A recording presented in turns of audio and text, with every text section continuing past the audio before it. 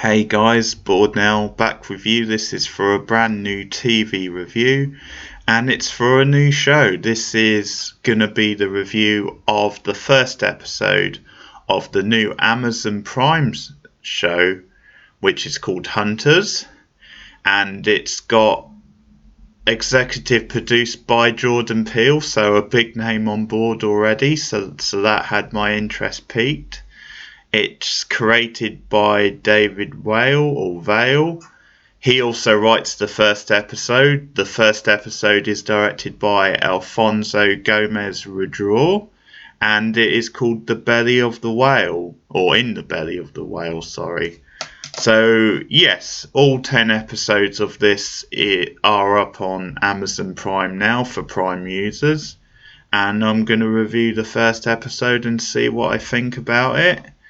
It's certainly a very meaty first episode and sets up some interesting ideas.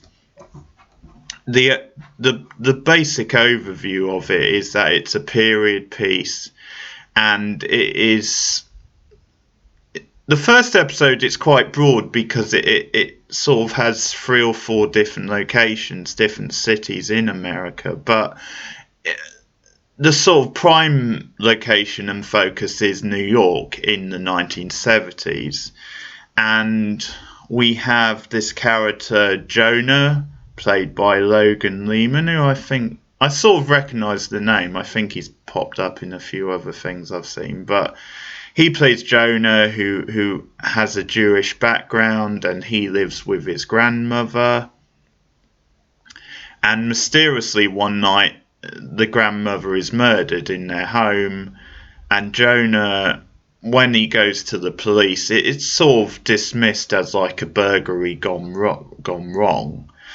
But Jonah is obviously frustrated, he wants answers, he suspects there's a bit more to it than that. At his grandmother's funeral, he meets this character, Maya Offerman, played by Al Pacino, and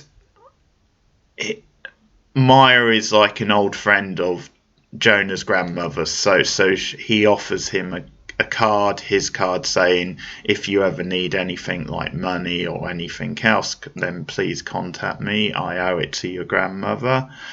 And so obviously he takes him up on that offer. He drops him for a visit because he's curious and he's frustrated at the cops seemingly not taking the murder or the incident at least seriously.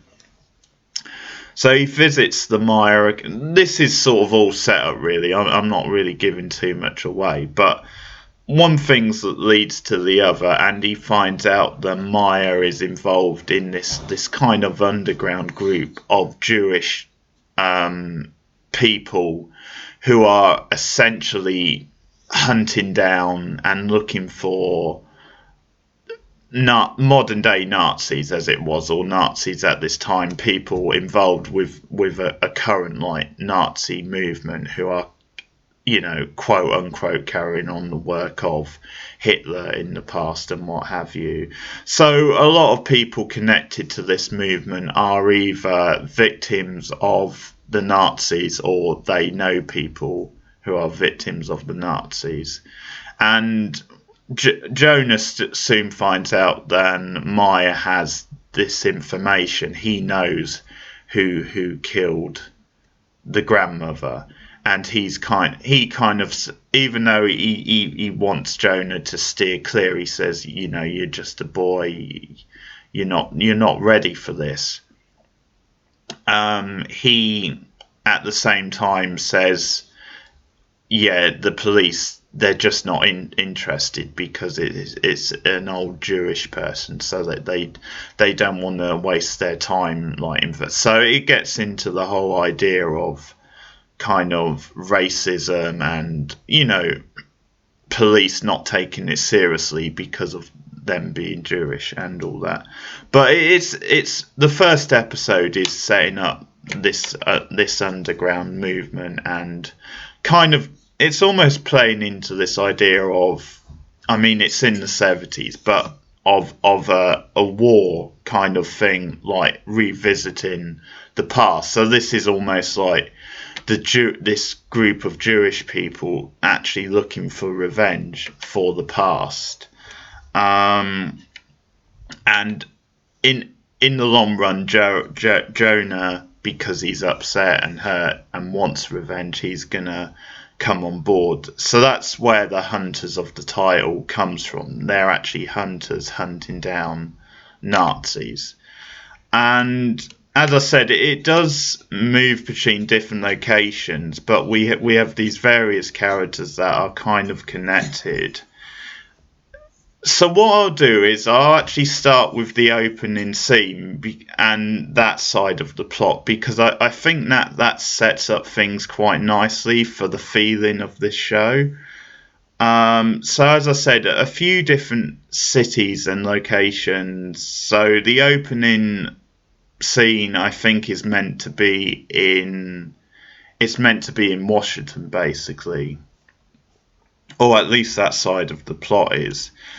So it opens with like this barbecue at the house of this character played by Dylan Baker, and there's all sorts of well-known names that pop up in this. So he's just one of them, and he's very well cast when you see who his character is. So this couple come over, and from the start, the direction is really brash and bold and lots of bright sort of colours, really stylish production values.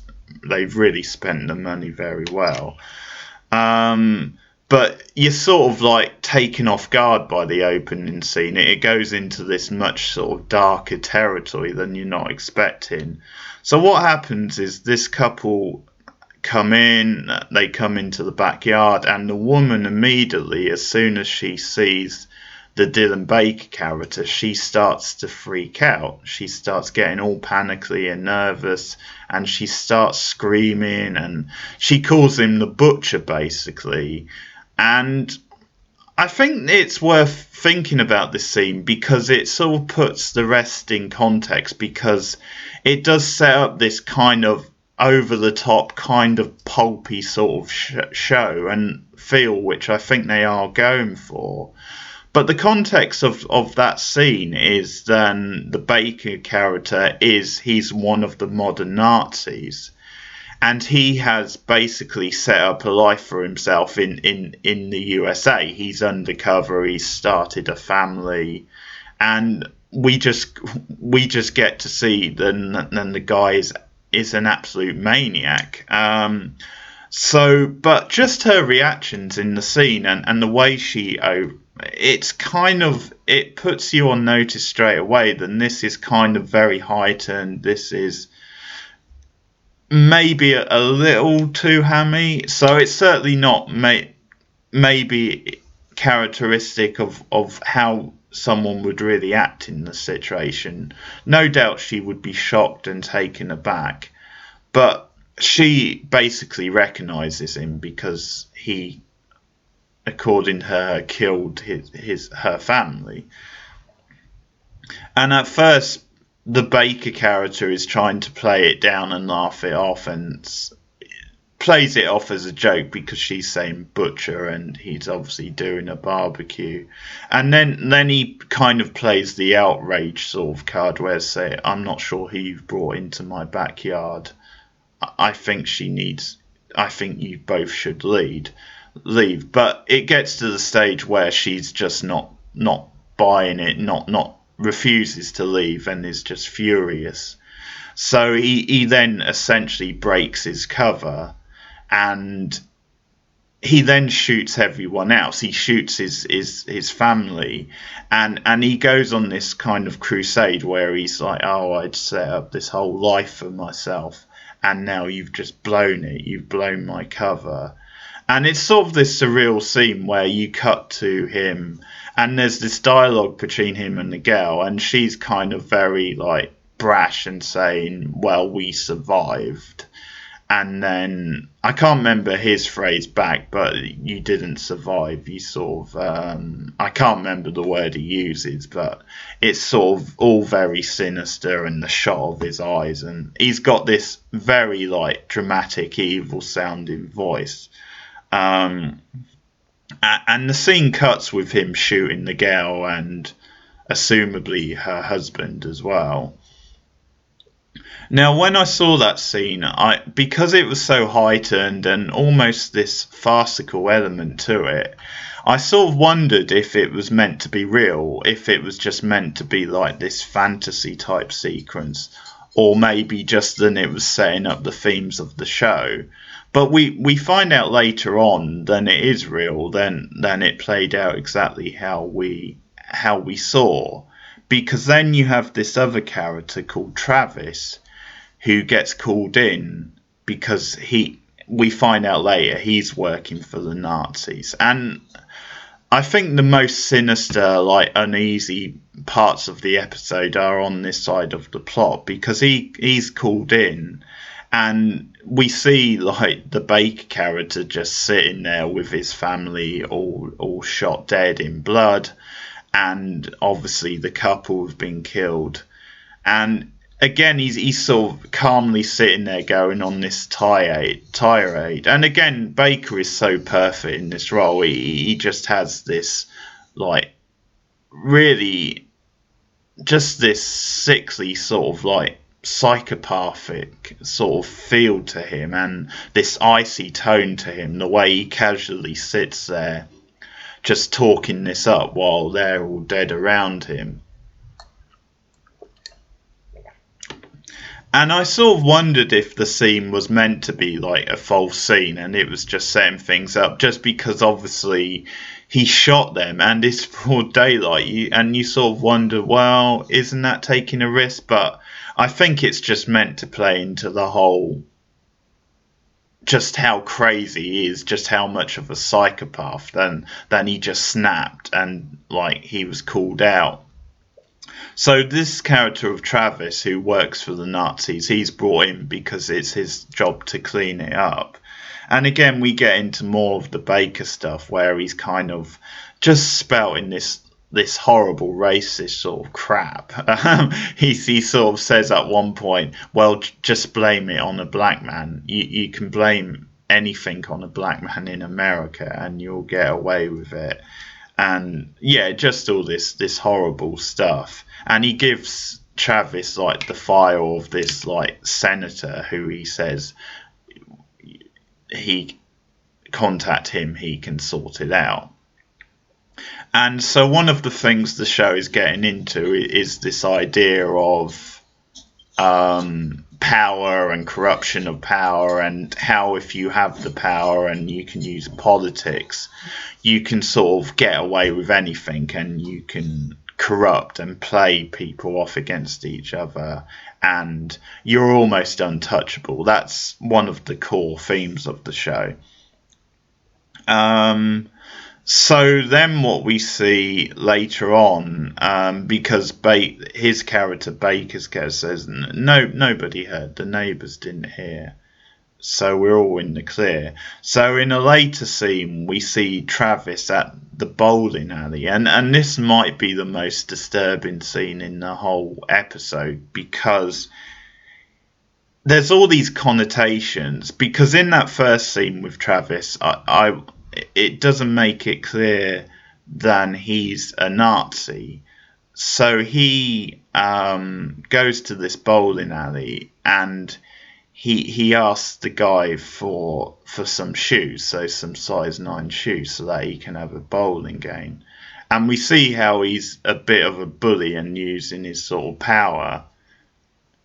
And he does it in a very psychological way where he's like 9, just keeps repeating 9, obviously referencing, Nazis. And he just through force of keep doing this, the guy gives him the bowling shoes. It's this really bizarre but like disturbing scene. And it turns out that the senator who he was given the file of is at this bowling alley, and he just wanders up to him. He starts reading passages from this like 1960s book, which is to do some connection to like Jewish people, and he's just all intimidating to this senator. And then in the next sequence or the next instance, a bunch of, because he's on a bowling team, so his fellow teammates come over, and they're kind of like saying, is this guy bothering you? What's going on? Leave him alone. And then it gets all violent. And again, this scene is very pulpy as well, because he just beats them pretty much to death with like a bowling ball. And it's just this over the top type violence that you might see in a Tarantino movie. In fact, Tarantino, a lot of the style of this has been compared to Tarantino. There is definitely a link in a scene like this. So what it amounts to is that he puts pressure on this senator, I think, to sweep this under the carpet somehow, to make this go away. And think it's a congressman, and you kind of, he does essentially is the result. So Travis is like this operative working for the Nazis, and his job is to clean up messy situations like this, situations that could expose them. And the very end scene is Travis meeting the actual colonel, so the leader, who turns out to be a woman, and she makes reference to that. You were expecting a man, were you? So it sort of plays on that, and the woman is played by Lena Ollie, who's been in lots of stuff as well. So this, as I said, this really meaty big cast. And I think what this side of the story gets across is just how scary this group is, for the simple fact that they are obsessed. They do believe in what they're doing.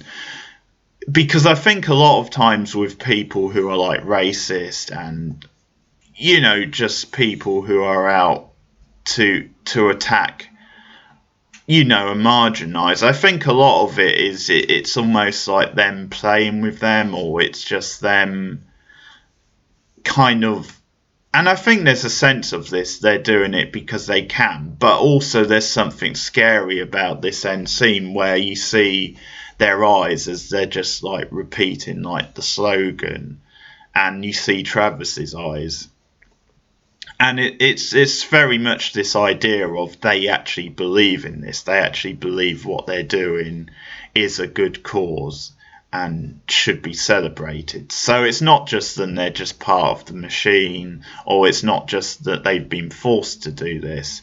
They actually believe what they're doing is a good thing. And so I think it is looking at some modern sort of themes as well. The fact that we have these fringe sort of far right groups, and we have obviously things, I mean, someone like Trump is a very easy example, because there is something very farcical and fantastical about him, where he's either unaware of what he's doing, or it's just that he's so far into like the minutiae that he actually believes what he's saying, and he believes what he's doing is, and what he represents is right, sort of thing. So it taps into some of that. So the ending with when he meets the colonel is very sort of chilling. So I'll jump over to the New York side of thing, where obviously that's kind of the big plot. So that's Jonah's plot. And I think what's interesting about this first episode and the series is that it's kind of setting up a very broad good versus evil type battle. And I think what it's doing, it reminded me a little bit of Mindhunter in a way, just because I think it does have a very stylized, very kind of pop culture reference type feel to it, where I think it is sort of twisting moments in history, playing with history, doing very real things, and making some like powerful points, but it does have a certain pulpiness to it. It has a certain style, and it is kind of using like dialogue and pop culture to make certain points rather than just playing out as a straight sort of drama. So you see that in the first scene with Jonah, where he and his friends go to the cinema. It's late 1970s, so Star Wars is showing. And they get into this whole conversation about James L. Jones, the fact that he was the guy behind Darth Vader, but the fact you never see his face. I mean, when you see Darth Vader, it's actually the white actor. So there's the whole racial thing behind that. But they start talking about villains and heroes, the differences. And there's this great line, I think it's by Jonah actually, where he says the only difference between heroes and villains is who sells the more costumes at Halloween. And I think it's this brilliant line. It's obviously a very funny line, but it's brilliant because it just sums up this idea of how villains are portrayed often as cool, as edgy, as being on a par with heroes. I think if you think about a lot of fiction, if you think about when you watch a lot of superhero movies or like a James Bond movie, I think a lot of times the villains are as cool, if not cooler, than the main character. And often they make or break the film. I think the film tends to suffer if you don't have a good villain, if you don't have an entertaining villain. So I think that's just a broad setup. It obviously gets into the racial side, but it also sets up this idea of cool villains, and just I think it's this scary sort of slope of what is okay sort of thing, what is acceptable. Is it acceptable to idolize, really evil people or characters? But it's obviously like a metaphor for how these characters on the far right, representing these awful real things, are then given powers, they're given credence, a bit like someone like Trump. So I think it's very much playing on that theme. And we see various examples where of Jonah, because of his Jewish background, being a victim. So we get a scene with a drug dealer, and we have this character who Jonah has feelings for. And I'll mention she is a black girl because African American, because I think that is relevant. So the drug dealer who is like her boyfriend, well, Jonah's the drug dealer really, because he's using that to make money for his family, for his grandmother. But the drug dealer gets all like aggressive towards him, and he makes a point of, well, I know you like my girl, but you don't have a shot with her. And he's really in his face. Things get aggressive, and I forget the girl's name, but she actually sticks up for Jonah. It's like, leave him alone sort of thing. But all these things are playing with like themes of race and that kind of thing. But that scene also is very pulpy. It's very heightened. And I think you do get some on the nose dialogue. You do get some quite preachy dialogue, and dialogue which is just a little clunky. So in the next scene with Jonah and his grandmother, where he comes in with the drugs, and she's like, says, "Oh, you're better than this. You deserve better." And he gives her this speech about, but that's how you survive. And he just says, don't you think I would like to go to college and have this great career and stuff, but sometimes you just need to survive. And that's like the argument for it. But it's almost this sense then the grandmother, because of her past, she wants better for her son. She doesn't want him to get involved in murky business like drug dealing. She just wants him to have a clean sort of life. And I think that goes to something that the Pacino character says, or just the fact that the Pacino character wants Jonah to forget about what happened with his mother or his grandmother being killed. He just wants Jonah to live his life. He says the best revenge is to live your life, to live a happy life. Sort of a cliche, but it's you can believe then he would say that to Jonah. But there are some quite heavy-handed lines, a bit like that. The direction is beautiful and the style. I kind of like in the next scene where we have Jonah just in his bedroom listening to music. There's some great music in this opening episode, and the camera just drifts and you can see him deep in thought, and you see shots of like these books from the university. So he's obviously thinking about, could I have a better life? Could I go to uni and really make something of myself? And it gets inside his head, but it's also the scene before his mother is shot downstairs. So it's a nice little segue. One moment he's dreaming, the next he's shocked at what's happened to his mother. So there's some great stuff. I think Logan Lehman is very good. So it transpires, as I said, he goes to visit the Pacino character, and we get this stuff, this historical background. So when he first visits him, Pacino is like, Meyer, his name is playing chess.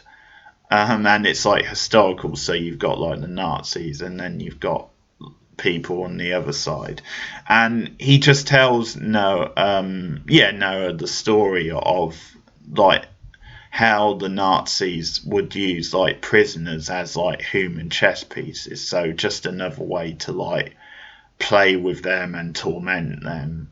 And so essentially he's like, it's symbolic because he's having this game of chess. And I read on like the trivia bit on Amazon, it says although the human chess thing is made up, it is similar to games that they would play. So there is certainly some accuracy to that side. And it's in this scene where Noah finds out, then he starts snooping around basically, and he sees that Offerman has this picture of the guy who shot his grandmother and escaping, and he finds out that Offerman has been doing his research. And obviously Hoffman walks in and it's this big thing, and Hoffman basically says, you shouldn't be snooping around, you should go home, you're just a boy, you couldn't stop her getting shot. He's being quite blunt about it, but I think it is a way to get Noah to back off. And he basically says the police won't do anything because they won't take it seriously because it's a Jewish old woman. So it's almost like saying I'm taking things into my own hands. But he doesn't want Noah involved. But Noah isn't going to let that sit. He searches up on his own and he finds the guy who runs a toy store basically, and another actor I've seen in plenty of things. But there's something quite symbolic about that, the fact that you have this Nazi who runs a toy store. So it's almost like this sort of sick idea of him having these toys, being surrounded by toys, the way in the past he still does. He uses Jewish people as toys. And so Noah comes in with a knife, and it's a really intense scene. This is something else actually. Noah finds this knife which his grandmother had. He finds a bunch of her things. He finds like a note back during the time she was a prisoner, and he finds this Jewish knife as well. So he's getting these ideas of taking things into his own hands. And so he takes this into the toy store. As I said, very intense scene. And he gets up in the guy's face, presses him back, has the knife at his throat, and he starts questioning him. But then the tables are turned because the guy has a taser and he knocks him out with that. Then we see almost this history repeating himself type scene where he is like basically torturing Noah just with these, or Jonah, sorry, with these darts, and it's to try and get him to talk about why was his grandmother hunting him. And Jonah doesn't know anything about this, so he denies it. And again, it's a scene where one thing leads to another. You get like a customer knocking at the door, and the owner's like, "We're shut," and Jonah's like screaming for help. And then as he goes over, because the customer is still knocking, Jonah slowly like gets himself free. So then when he comes back, they have this big fight, and in the end Offerman shows up and kills the guy. And that's when he comes clean tells Jonah that his mother, or his grandmother, sorry, was investigating this guy. And that's when he tells him about the underground group of hunters, essentially, are hunting down Nazis. And there's this whole room of them, so we see all these different characters, and it's actually quite clever the way they do this, because then it cuts back to scenes from earlier in the episode where we've seen these characters before. So you get Carol Kane, another pretty big name. She's one of them. She was at the funeral. There's another guy who playing her husband. I forget the actor's name. He's been in lots of stuff as well. So there's a lot of names popping up. But this, yeah, it's quite a nice way to bring this all together, because Maya's character just says, yeah, did you think I could do it on my own, basically. And so he reveals this group, and obviously Noah says, I want in. And I think certainly he's one of the main characters, so chances are he's going to get in. So it's interesting because it's a very pulpy show. It's playing with these themes. I mean, there's moments of high farce, as I said, with the Dylan Bacon character, which is kind of uncomfortable in itself. I think that's what they're trying to do, trying to shock you into these things, thinking about these things, but almost question like the morality of it, good and evil, and how we sometimes idolize evil and how that can be a dangerous thing in itself. I think it is a bit unbalanced tonally, and I think there are some clunky sort of lines. I mean, the Pacino character does ramble a lot. So I'll get into the other side of the plot. And the other side of the plot is then you have this detective, this FBI detective, Millie Morris. And she's played by Chiquita Hinton, I'll go for, who bizarrely is best known for Grey's Anatomy, believe it or not. And this is a very different thing to Grey's Anatomy. So she's investigating these things. We see her at the FBI headquarters early on, and she's told by her superior, because she's looking into like this hooker case, and he tells her there's no point, you know, it won't lead anywhere. But then I think it's in Florida or somewhere, we have this character of Greta, this elderly woman. And this is another one of those scenes where it sort of it changes between like comedy to something a lot darker in the same scene. So we see her like just watching like a quiz show on TV and eating and laughing. and it's a very light-hearted scene. And she goes into the shower, and we see her get undressed and in the shower, and it's just a very comical sort of scene at the beginning, the way it plays out. But then suddenly she starts choking in the shower, and all this gas appears, and you can see what they're doing. It's like a gas chamber. She's being killed, so it turns into this tragic sort of thing. And that's the case that Morris starts investigating. She goes to NASA because she's told then Greta, the name of the character, worked at NASA. So she starts questioning the hires up at NASA, and they say then Greta was originally, I think they say she was a prisoner or something.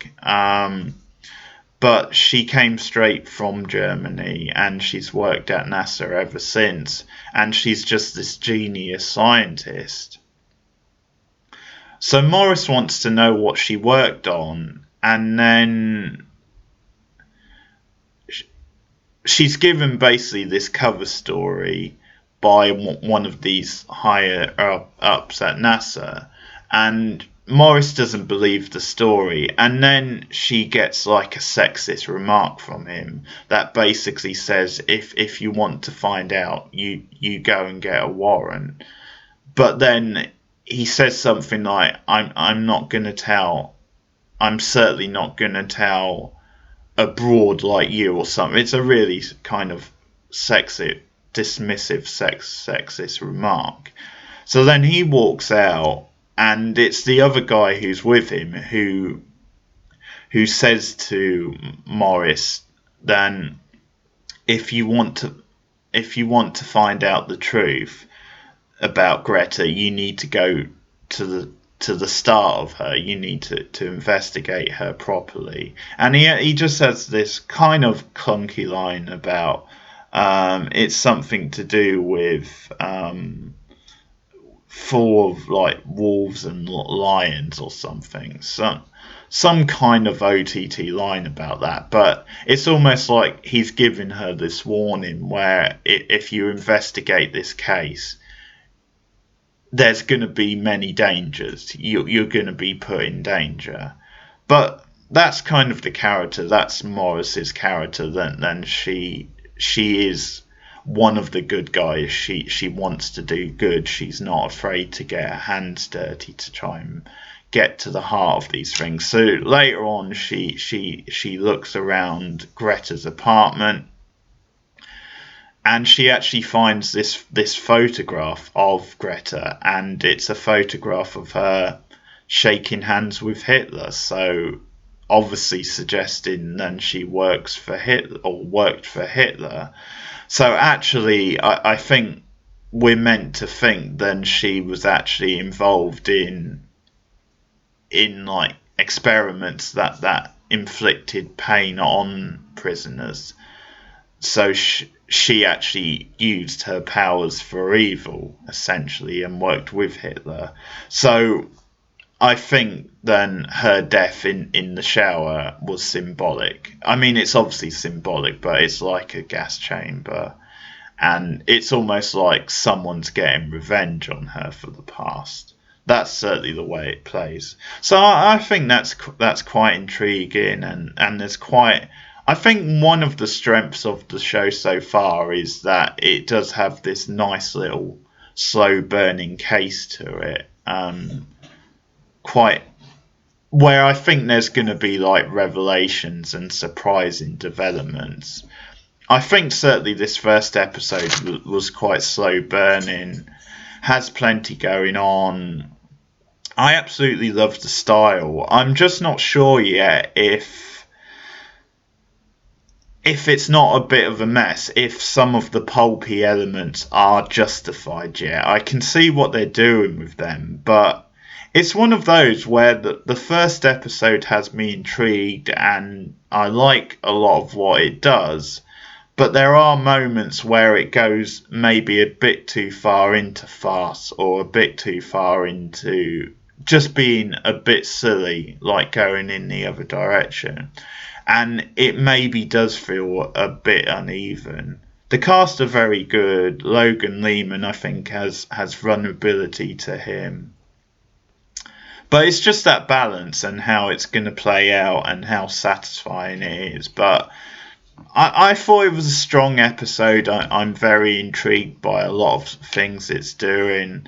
And I'm definitely going to watch more and I'll review more for the channel. But that is my review of the first episode of Hunters. And I remind you, all 10 episodes of the first season are up now on Amazon Prime.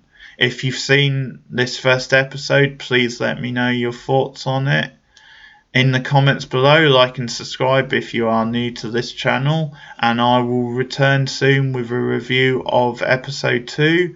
Just a reminder, speaking of Amazon Prime, I am also doing the new Star Trek Picard, the spin-off series, which also is on Amazon Prime. Just one a week of those, and I should be back with episode 5, the review, soon.